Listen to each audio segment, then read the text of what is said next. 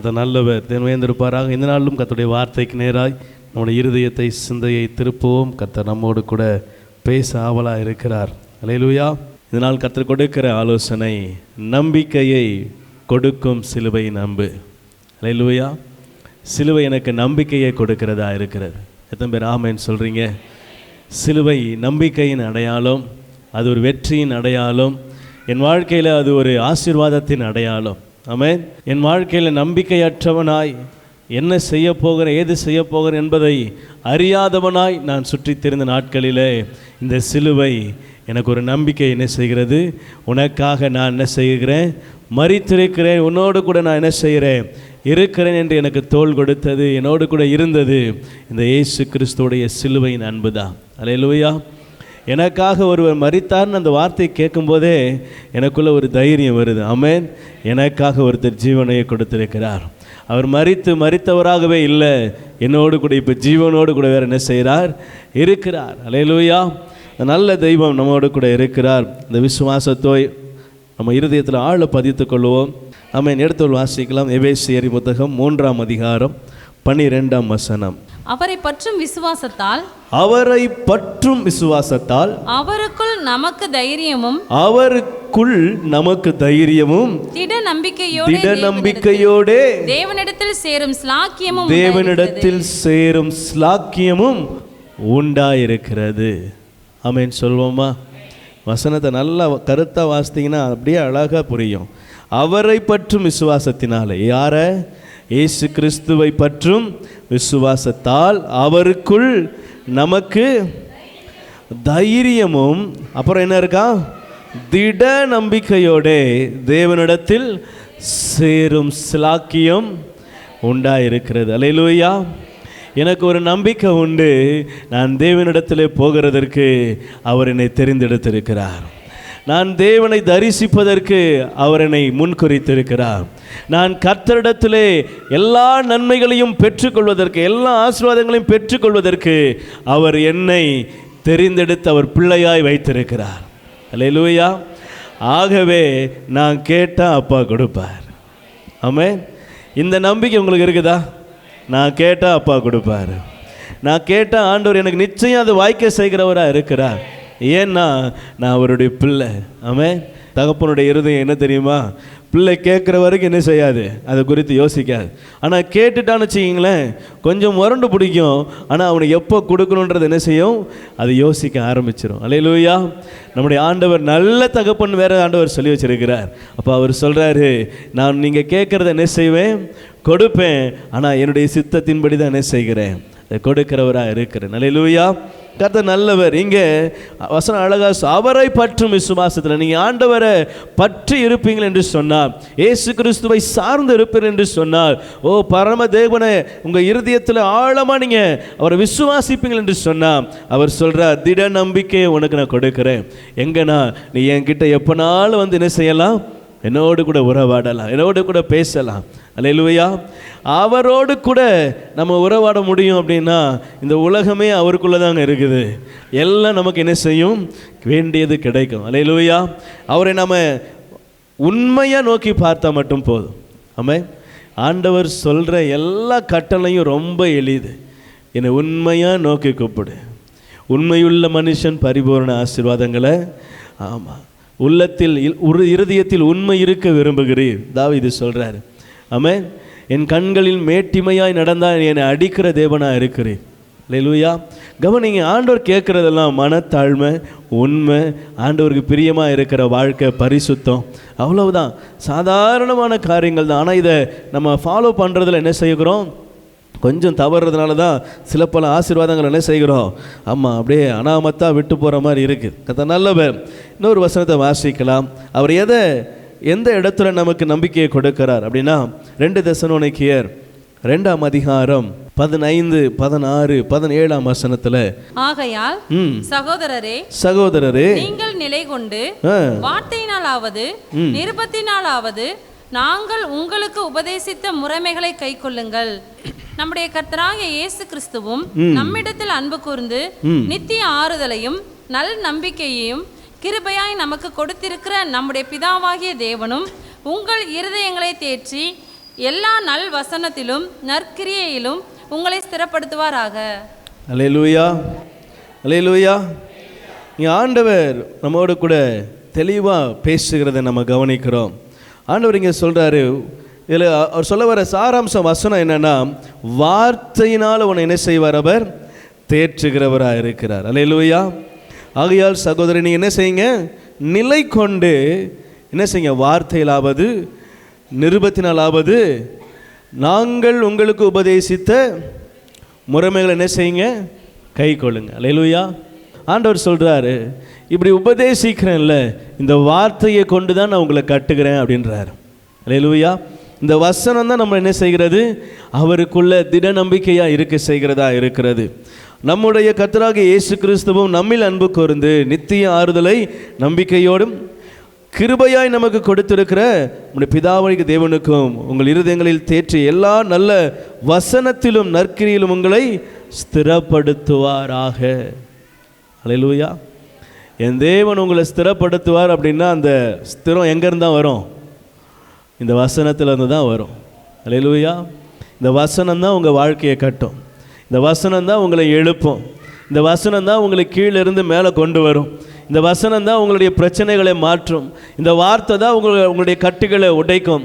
இதை ஆண்டவர் சொல்கிறார், இது கலங்கமில்லாத ஞானப்பால், இது கண்ணாடி, இது சம்மட்டி, இது கூர்மையான வாள், எல்லாவற்றுக்கும் இந்த வேதம் என்ன செய்கிறது? பொருந்தும். அல்லேலூயா. ஆமாம், சில நேரங்களில் அத்திப்பழ அடையாக மாறும், சில நேரங்களில் வாளாகவும் என்ன செய்யும்? அல்லேலூயா. ஆமாம், அத்திப்பழ அடை என்ன செய்யும்?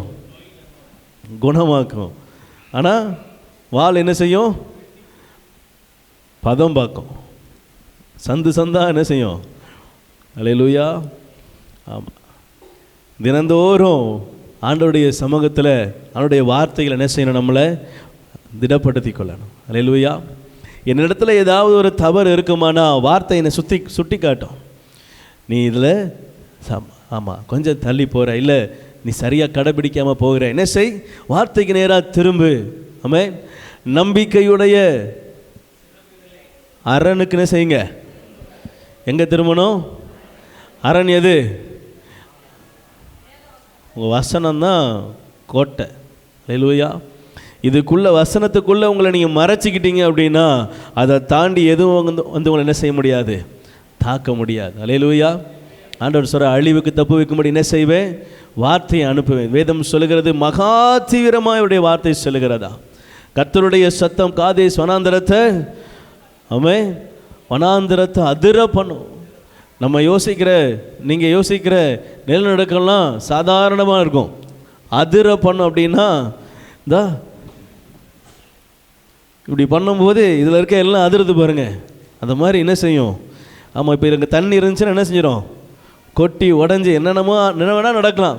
இது சாதாரண ஒரு 2க்கு 2 இடத்துல நடக்கிற விஷயம். வனாந்தரத்தை யோசித்து பாருங்கள். ஆண்டவருடைய சத்தம் என்ன செய்யுமா? அவ்வளவு பெரிய பயங்கரமான பராக்கிரமான காரியங்களை செய்யும். அப்படிப்பட்ட வார்த்தை, அந்த வார்த்தைக்குள்ளே நீங்களும் நான் என்ன செய்யணும்? மறைத்து கொள்ளணும். அல்லேலூயா. வேதம் சொல்லுகிறது, இந்த வார்த்தை தான் உங்களை ஸ்திரப்படுத்தும். இந்த வார்த்தை தான் உங்களை நிலைநிறுத்தும். இந்த வார்த்தை தான் உங்களை எல்லா தீமைக்கும் விலக்கி என்ன செய்யும்? பாதுகாக்கும். ஆமென். உங்களுக்கு அடிபட்டால் வெளியே என்ன செய்கிறீங்க? பேண்டேஜு இல்லை கட்டு ஏதாவது ஒன்று போடுறீங்க. பாஸ்டர் சொன்னாங்க, இருதயத்தில் ஒருவேளை உள்ளான காயங்கள் இருக்குமானா என்ன பிளாஸ்டிக் இருக்குது? என்ன பேண்டேஜ் இருக்குது? இதுதான் பேண்டேஜ். அல்லேலூயா. ஆமென். ஆமாம், தாவீது தன்னை கர்த்தருக்குள் திடப்படுத்தி கொண்டார். அல்லேலூயா. எல்லாரும் வெளியேந்து தாக்குறான். அவனுடைய இருதயம் காயப்படுது, அவனுடைய மனசு காயப்படுது, அவனுடைய எல்லா இருதயத்தின் எல்லா நம்பிக்கையும் அற்று போனவனா சோர்ந்து போய் உக்காடுறான். ஆனால் வேதம் சொல்லுது, அவன் சோர்ந்து போய் உக்காந்தாலும் வசனத்துக்கு நேராக திரும்புகிறான். ஆமென். தன்னை தேவனுக்குள்ளே திடப்படுத்துகிற காரியங்களை அவன் தேட ஆரம்பிக்கிறான், திடப்படுத்தி கொள்ளுகிறான். நம்முடைய வாழ்க்கையிலும் கர்த்தர் வசனத்தை கொண்டு நம்மை தேர்தலடைய செய்ய ஸ்திரப்படுத்த விரும்புகிறார். என் நம்பிக்கை இந்த வசனத்தின் மேலே இருக்குமானா இந்த வசனம் என்னை ஒரு நாள் வெட்கப்படுத்தாது.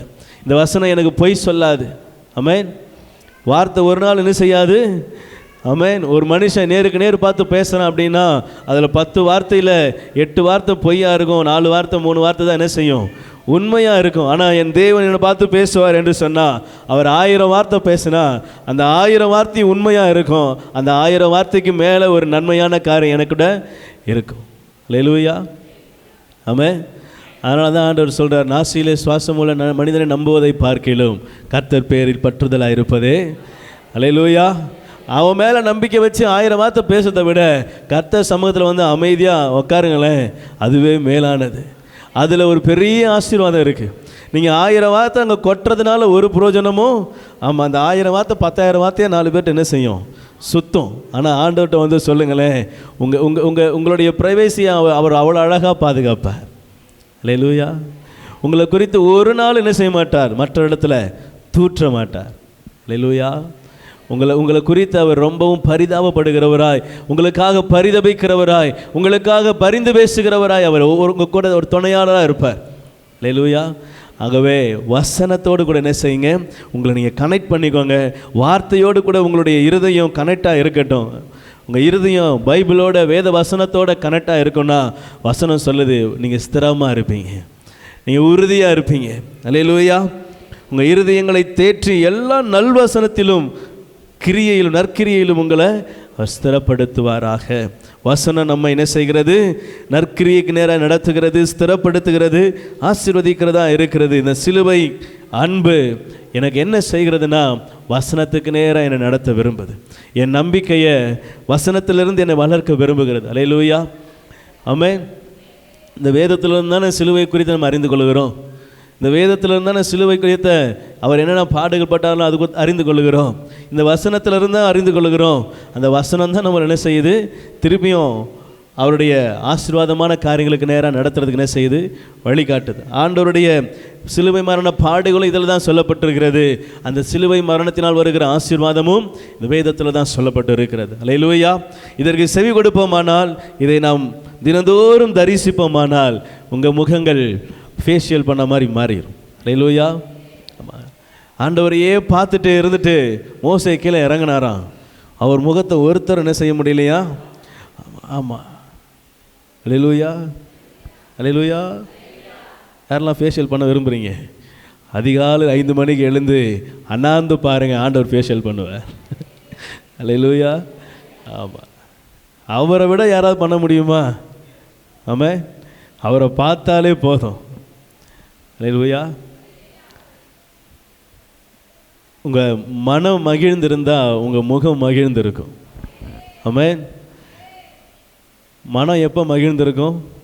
கடன் இல்லாமல் இருந்தால் மகிழ்ந்திருக்கும், கஷ்டம் இல்லாமல் இருந்தால் மகிழ்ந்திருக்கும், பிரச்சனை இல்லாமல் இருந்தால் மகிழ்ந்திருக்கும். அல்லேலூயா. ஒரு தீர்மானம் எடுங்க, இதுக்கப்புறம் என்ன செய்ய மாட்டேன், கடன் வாங்க. ஆமென். நம்ம கடன்லையும் இந்த பாட்டு தான் பாடுறோம், இன்னும் ஒரு முறை, இன்னும் ஒரு முறை. ஆமாம்.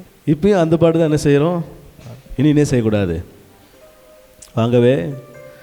அந்த தீர்மானம் எடுத்துட்டோம்னா நம்ம என்ன செஞ்சிடலாம், பாதி வெளியே வந்துடலாம். ஆண்டவர் பாதி வெளியே எடுத்து விட்டுருவார். அல்லேலூயா. நம்மளா போய் மாட்டினா தான் என்ன செய்கிறது, நம்ம கொஞ்சம் மாட்டினா பிசாசு எக்ஸ்ட்ரா ஒன்று செய்கிறான், வட்டி போட்டு விட்டுறான். ஆண்டவர் அப்புறம் கையை காப்பாற்றுறதுக்கு ஆண்டவர் என்ன செய்யணுக்கு, ஆண்டவர் இன்னும் ஒரு முறை மன்னித்து தயவா இறங்கி, எப்பா இதை தான் போன வாட்டி சொன்னேன், இல்லை அதுக்கு முன்னாடி 10 வாட்டிக்கு மேலே சொன்னேன் ஆண்டவர், இனிமேலும் என்ன செய்ய மாட்டேன் அப்படின்னு சொல்லிட்டு திருப்பி அடுத்த முறை என்ன செய்யக்கூடாது. அல்லேலூயா. ஒரு முறை ஒரு முடிவு எடுத்து என்ன செஞ்சிடணும், விட்டுறணும். அல்லேலூயா. கர்த்தர் நல்லவர். 2வது ஏசாயா 12ஆம் அதிகாரம் 2ஆம் வசனம். இதோ தேவனே என் ரட்சிப்பு, நான் பயப்படாமல் நம்பிக்கையாய் இருப்பேன், பயப்படாமல் நம்பிக்கையாய் இருப்பேன். கர்த்தராகிய யெகோவா என் பெலனும் என் கீதமுமானவர், அவரே என் ரட்சிப்பும் மானவர். அவரை பார்த்து நம்ம இப்படி சொன்னோம் அப்படின்னா அவர் நம்மளை அப்படியே அள்ளி கட்டி என்ன செய்கிறாரு, அணைச்சி கொள்கிற தேவனாக இருக்கிறார். அல்லேலூயா. கவனிங்க, இந்த வார்த்தை அழகாக அவரை தேவனை பிரியப்படுத்துகிற வார்த்தை. என் தேவனே நீர் எனக்கு ரட்சிப்பாக இருக்கிறீங்க, நீர் எனக்கு ரட்சிப்பாக இருக்கிறதுனால நான் என்ன செய்ய மாட்டேன். ஆமென். நம்ம ஜெபம் பண்ணும்போது எப்படி ஜெபம் பண்ணுறோன்னா, ஆண்டவரே அது இல்லை இது இல்லை, ஆமாம் அதுக்கு இல்லை, இது செய்யலாம் அது செய்யலாம், அது அப்படி போச்சு இது இப்படி போச்சு, இது இப்படியாச்சு இது இப்படியாச்சு, இப்படி நம்ம குறையாக சொல்கிறோமே தவிர ஆண்டவரிடத்தில் ஒரு நாள் என்ன செய்ய மாட்டோம். ஆண்டவரே இது வரைக்கும் நீங்கள் செய்தீங்களே, நீங்கள் ஒருவேளை இந்த ஒரு காரியத்துக்காக ஜெபம் பண்ண தான் வந்திருப்பீங்க, ஆனாலும் நீங்கள் எப்படி ஜெபிக்கணும் அப்படின்னா, ஆண்டவர் சமூகத்தில் எப்படி கேட்கணும் அப்படின்னா, எல்லாம் அவர் செய்த முதல்ல நன்மைகளை என்ன செய்யணும், சொல்லி அவருக்கு நன்றி சொல்லணும். அல்லேலூயா. ரெண்டாவது, அவரை குறித்து நீங்கள் இந்த வசனம் சொல்லுது பார்த்தீங்களா, நீர் எனக்கு பலன், நீர் எனக்கு கீதம். கீதம்னா என்ன, மகிழ்ச்சி. அல்லேலூயா. ஆமென். என் பலன்னா நீர் தான் எனக்கு எல்லாமே. பலன் இல்லை அப்படின்னா உங்களால் என்ன செய்ய முடியாது. ஆமென். இந்த வார்த்தையில் பலன் இருக்குது அப்படின்னா, இந்த வார்த்தையை நீங்கள் வாசித்து அதை உங்களுடைய இருதயத்தில் கொண்டு வந்து அதை தியானிக்கும் பொழுது தான் உங்களுக்கு என்ன செய்யுது, பலன் உண்டாகும். படிக்கிறதுனால என்ன செய்யாது, பலன் உண்டாகாது. கடந்த நாட்களில் யாரோ ஒருத்தர் சொல்ல கேட்டேன், நம்ம சர்ச்சில் தான், சாப்பாடை எடுத்து மூஞ்சில் கை காலெலாம் ஒட்டிக்கிட்டிங்கன்னா பலன் வந்துடுமா? சாப்பிட்டா தான் என்ன செய்யும், அது உள்ளே போகணும், உள்ளே போனால் தான் அது கிரியை செய்யும், அதோடைய சத்து உடம்புக்குள்ளே போகும், அது பலனாக என்ன செய்யும், மாறும். அது உள்ளே போகாமல் என்ன செய்யாது, பலனாக மாறாது. அப்போது வசனம் என்ன செய்யணும்னா, உள்ளே என்ன செய்யணும், எனக்கு என் ஆவிக்கு பலன் உண்டாகணும், என் ஆத்மாவுக்கு பலன் உண்டாகணும், என் சரீரத்தில் பலன் உண்டாகணும் அப்படின்னா வார்த்தை எனக்குள்ளே என்ன செய்யணும், போகணும். அது உள்ளே போய் அது கிரியை செய்யும் பொழுது தான் எனக்குள்ளே என்ன வரும், பலன் உண்டாகிறதா இருக்கிறது. அல்லேலூயா. ஆமாம், அவர் எனக்கு பலனாக இருக்கிறார். ரட்சிப்பு இதுவரை என்னை நடத்தினவர் அவர் தான், என்னை காத்தவர் அவர் தான், என்னை பலப்படுத்தினவர் அவர் தான், என்னை பாதுகாத்தவர் மீட்டவர் எல்லாம் அவர் தான், இனிமேலும் அதை செய்ய போகிறவரும். ஆமாம், கீதமான என் சந்தோஷமானவர் அவர் தான், என் மகிழ்ச்சி அவர் தான். இந்த வேதம் என் மன மகிழ்ச்சி என்று சொல்லி சங்கீதக்காரன் சொல்கிறேன், வேதம் எனக்கு மன மகிழ்ச்சி. அல்லேலூயா. இது ஒரு நல்ல ஔஷதம். என்னுடைய இருதயத்தில் இருக்கிற எல்லாவற்றையும் இது அப்படியே புரிந்து கொள்ளும். ஆமென். வசனம் என்ன என் இருதயத்தை புரிந்து என்னோட கூட பேசுகிறதா இருக்கிறார். அல்லேலூயா. நிறைய பேர் இந்த காமெடிக்காக என்ன தினந்தோறும் இந்த கேலண்டரை பார்த்து வசனம் வாசிக்கக்கூடாதுன்றதுக்காக சில கதைகளை சொல்ல நீங்கள் நிறைய வாட்டி கேட்டிருப்பீங்க. நான் கூட 2 முறை சொல்லியிருக்கேன்னு நினைக்கிறேன். என்ன கேலண்டரில் பார்த்து வசனம் வாசிக்கும்போது ஒரு வசனத்தை என்ன செய்ய முடியாது, அந்த வசனத்தை அப்படி வாசித்துட்டு போகிறதுனால உங்களுக்கு ஒரு ஆசீர்வாதமும் ஒரு நன்மையும் இல்லை. அல்லேலூயா. அதான் ஒருத்தர் அவசரமாக எடுத்து என்ன செஞ்சாராம், வேதத்தை திரும்பினாராம். உடனே யூதாஸ் காரியத்தை செய்த நற்கிரியைகளை அவர் கண்டார். உடனே அதை செய்யும்படியாய் அவருக்கு என்னதான் அடுத்த வசனம், ஐயோ நாட்டு கொண்டு செத்தானா, அடுத்த வசனம் போவோன்னு வரும்போது என்ன செய்தாராம், நீயும் போய் அப்படியே செய்வதை துரிதமாய். அப்போ ஆண்டவர் என்ன செய்கிறார், போய் சாவ சொல்கிறாரா? இப்படி திடுதுப்புன்னு எடுத்தோம்னா என்ன செய்யும் வசனம். ஆமாம், என் இருதயத்தை புரிந்து கொள்கிற வசனம் என்னோட கூட பேசணும் அப்படின்னா நான் அதோடு கூட என்ன செய்யணும், டைம் ஸ்பெண்ட் பண்ணணும். கொஞ்சம் நேரம் என்ன செய்யணும், உட்காரணும். கொஞ்சம் நேரம் அதை என்ன செய்யணும், ஆமாம் தியானிக்கணும். ஆமென். நீங்கள் அந்த யூதாஸ் காரியத்தை செஞ்ச காரியத்தையே எடுங்களேன், அந்த பேசேஜை எடுத்து நீங்கள் தியானம் பண்ணுங்களேன், அந்த வசனத்தை கொண்டு ஆண்டவர் மட்டும் கூட பேசுவார். அவன் எதனால் செஞ்சான், ஒருவேளை எதை செய்யாமல் இருந்திருக்கலாம், எப்படி உங்கள் இருதயத்தில் அந்த வசனம் ஏதோ ஒரு கேள்வியோடு படிங்களேன், உங்கள் வசனத்தில் அந்த வசனம் உங்களோட கூட என்ன செய்யும், கண்டிப்பாக பேசும். வேத வசனம் என் ஆண்டவருடைய ஜீவன் உள்ள வார்த்தை ஒரு நாள் என்ன செய்யாது, பேசாமல் இருக்காது. அது உங்கள் கூட அது சம்பாஷிக்கும். ஆமென். எத்தனை பேர் அது உணர்ந்துருக்கிறீங்க தெரியல. நீ தனியாக உட்காந்து, எந்த டிஸ்டர்பன்ஸும் இருக்கக்கூடாது, தனியாக உட்காந்து ஒரு அதிகாரத்தை இல்லை மத்தேயு மார்க்கு லூக்கா அந்த சுவிசேஷ புத்தகங்களை இல்லை பவுல் எழுதின நிருபங்களை இல்லை ஒரு பேசேஜை கரெக்டாக எடுத்துக்கோங்க. நம்ம ஆட்கள் பண்ணுற வேலை தெரியுமா, தலையும் இருக்காது வாலும் இருக்காது, நடுவில் பாடியை மட்டும் எடுத்து வச்சு ஒரு ஒரு ஒரு ஒரு பேசேஜ் எடுக்கிறீங்க அப்படின்னா அதோடைய ஆரம்பமும் உங்களுக்கு தெரியணும், அதோடைய முடிவு என்ன செய்யணும் தெரியணும். மத்தேயு எடுக்கிறீங்க அப்படின்னா அது மத்தேயுவில் ஒரு அதிகாரம் மட்டும் முடியாது, 1, 2, 3 வரைக்கும் ஒரு கண்டினியூவாக இருக்கணும். அப்போ அந்த 3 அதிகாரம் வரைக்கும் என்ன செய்யணும், வாசித்து அந்த 3 அதிகாரத்தை வச்சு என்ன செய்யணும், 3 அதிகாரத்தையும் தியானம் பண்ணணும். அப்போ தான் அந்த அதிகாரத்தில் கர்த்தர் சொல்ல வருகிற முழுசையும் உங்களுக்கு என்ன செய்ய முடியும், புரிந்து கொள்ள முடியும். ஆமென். அப்போ வசனத்தை நீங்கள் அதை வாசித்து தியானம் பண்ணிங்கன்னா அந்த இருதயத்தில் உங்களோட கூட என்ன செய்யும், அது பேசும். ஆண்டவர் உங்களோட கூட சம்பாஷிப்பார். உங்களோட கூட இடைப்படுவார்.